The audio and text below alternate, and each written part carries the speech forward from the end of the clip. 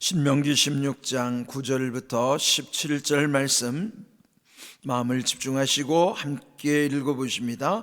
7줄을 셀지니 곡식의 낫을 대는 첫날부터 7줄을 세어 내 하나님 여호와 앞에 77절을 지키되 내 하나님 여호와께서 내게 복을 주신 대로 내 힘을 헤아려 자원하는 예물을 드리고 너와 내 자녀와 노비와 네 성중에 있는 레위인과 및 너희 중에 있는 객과 고아와 과부가 함께 내 하나님 여호와께서 자기 이름을 두시려고 택하신 곳에서 내 하나님 여호와 앞에서 즐거워할지니라.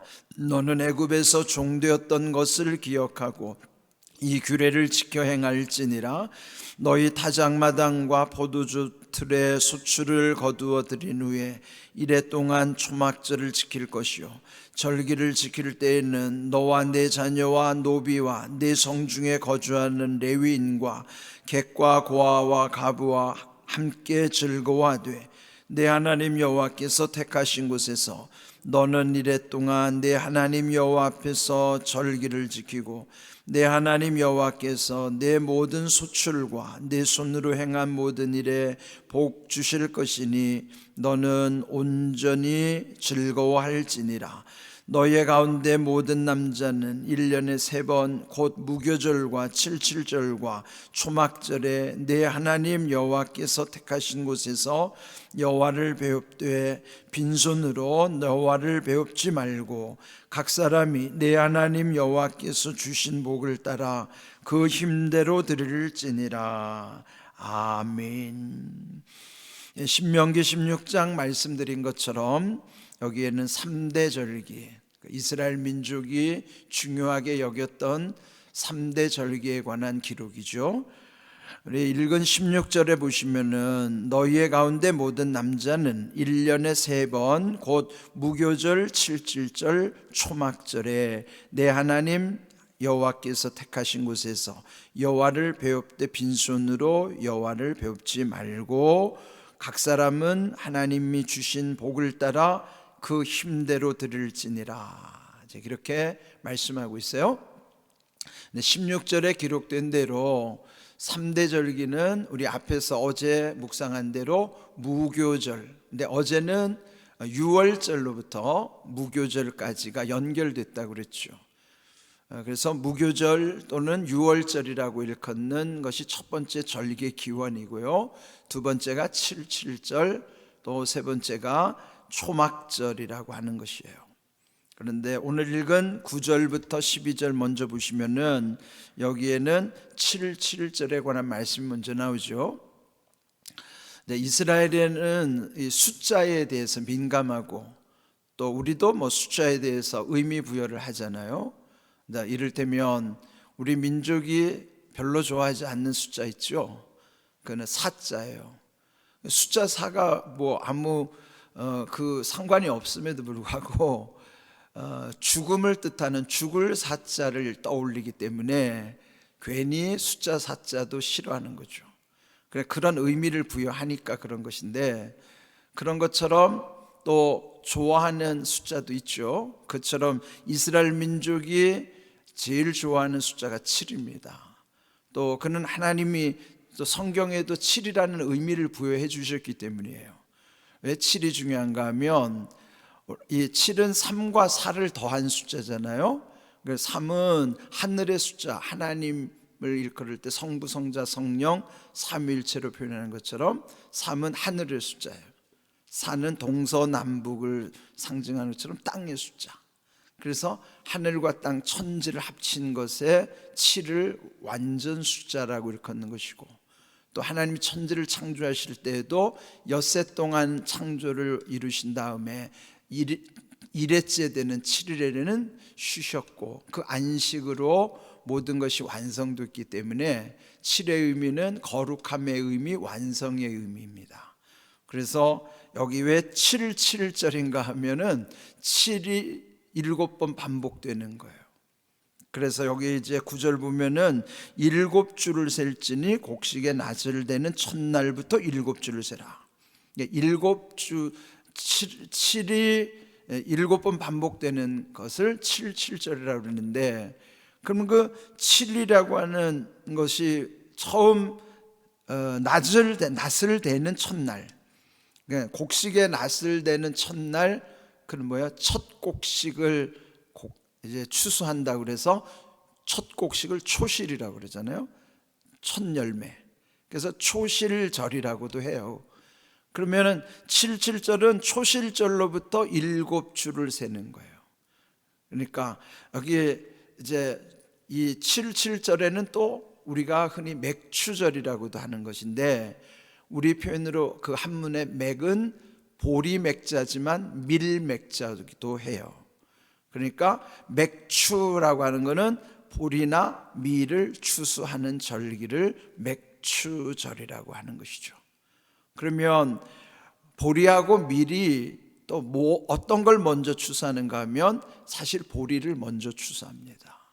그러면은 보리를 먼저 추수할 때 첫 곡식을, 이제 첫 열매, 보리 이삭이 펼 때 그를 처음 거두는 첫 열매를 초실이라고 그러는 거예요. 그 초실절로부터 7주가 지나면 밀을 추수하게 되는, 그래서 밀맥자를 쳐서 맥추절이라고도 하는 것이죠. 예, 그때 또 77 그러면 이제 49일이 지난 다음 날이 50일째가 되는 날이기도 해서 오순절이라고도 하는 거예요.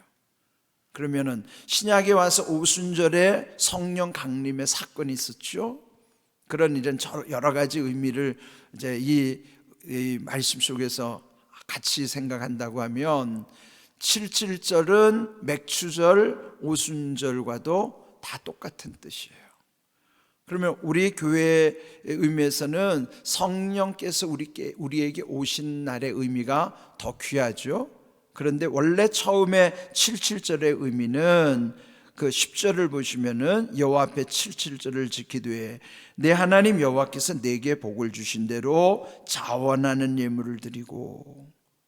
자, 그러면은 77절 다음에 또 장막절이, 초막절이라고 하는 게 이제 13절부터도 나오잖아요.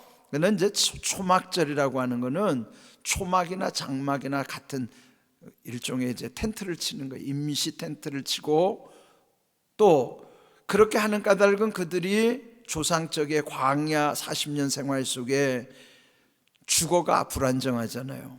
그럼 그들은 늘 초막을 치다가 또 이동해야 되니까, 그러면 광야 40년의 그 불편했던 조상적 그 삶을 기억하면서 그들도 1년에 이렇게 초막절이 되면은 또 가서 광야에다가 천막을 치면서 옛적 조상들의 경험을 자녀들에게도 다 교육을 시켜주는 거예요. 그런데 그 초막절, 장막절이라고 하는 의미는 또 뭐냐면은 그들이 이제 가을 거지를 다 한 다음에 그 다음에 그를 창고에다가 들이잖아요. 추수한 것을 저장한다고 그래서 수장절이라고도 해요. 수라는 건 추수고 장은 저장한다는 뜻이에요. 그러면 이 말씀도 초막절, 장막절, 수장절이 또 같은 뜻이죠. 그러니까 이제 용어가 여러 개다 보니까 혼란스럽긴 하지만, 그러나 여기 3대 절기를 다시 한번 강조한다면요, 첫 번째 유월절과 무교절이 같이 연결됐고, 그래서 거의 같이 쓰이죠. 유교절, 무교절, 유월절과 무교절은. 그래서 유월절은 정월 1월 14일 하루인데 그 다음 15일부터 21일까지 7일 동안은 누룩 넣지 않은 떡을 먹으면서 또 옛적 애굽의 생활을 기억하도록 하신 거예요. 오늘 말씀의 제목이 애굽을 기억하라 한 것처럼, 이제 오늘 이 77절을 지키는 날인데도 보면은 12절 보면 애굽에 있었던 일을 기억하라, 그렇게 말씀하시는 거예요. 그러면 유월절로부터 무교절 그 모든 것이 한 세트고, 그 다음에 또 초실 첫 열매를 거둔 다음에 또 7주간이 지난 다음에 밀을 거둘 때, 그때는 또 7이 반복되니까 77절, 그 다음에 50일이 되니까 오순절, 또 밀을 추수하기 때문에 맥추절. 이제 세 가지가 같은 의미예요. 맥추절, 칠칠절, 오순절, 같은 절기다. 그렇게 정리하시고, 그 다음 마지막 세 번째는 가을 거지한 다음에 추수한 것을 저장한다고 해서 수장절, 광야에서 40년 세월 조상적 고난을 기억하면서 또 7일 동안을 지낸다고 해서 초막절이나 장막절이라고도 한다는 거예요. 그러니까 이렇게 용어가 반복되는 것 같지만은 의미를 알고 보면은 이해가 다 되는 내용이죠. 자, 그렇다면은 이런 절기를 통해서 하나님께서 왜 이런 절기를 지키게 하셨을까? 그러면 이 3대 절기의 공통점이 뭐겠어요? 애굽에서 유월절과 무교절을 지키는 것은 그들이 애굽에서부터 구원받았다는 감사를 고백하는 것이라면, 또 77절, 오순절, 맥추절은 그들이 보리와 밀을 추수한 다음에 하나님께 감사를 드리는 거예요. 또 마지막 또 가을에 또 추수감사절을 지키는 것처럼 마지막 추장절, 곡식을 창고에 들인 다음에 수장절, 초막절, 장막절을 지키는 것도 또한 하나님께 감사를 드리는 거예요. 그러면 3대 절기의 공통점이 뭘까요? 하나님의 은혜를 기억하고 감사드리는 거예요. 그러나 오늘 우리에게도 여러분이 하나님께 드리는 감사의 예물 속에는 하나님의 은혜를 기억하고 있음을 고백하는 내용이에요. 우리 중에도 보면은 예배 때마다 또 감사헌금 드리는 분이 계세요. 그는 참 좋은 신앙의 고백입니다. 감사 예물을 드릴 때마다 하나님의 은혜를 기억하게 되잖아요. 모든 것이 하나님의 은혜였음을 고백하는 자기 신앙의 고백으로 드려지기 때문에 여기 오늘 3대 절기의 공통점이 하나님의 은혜를 기억하면서 감사하는 것처럼 오늘 우리 인생에도요, 하나님의 은혜를 잊어버리지 않는 것, 그래서 항상 기억하라 하는 것이고요. 또 하나 중요한 것은 또 여기에 77절이나 초막절에 자기 혼자서 또 자기 식구만이 아니고 모두와 함께 더불어 하나님 앞에서 즐거워하라고 하는 것이에요.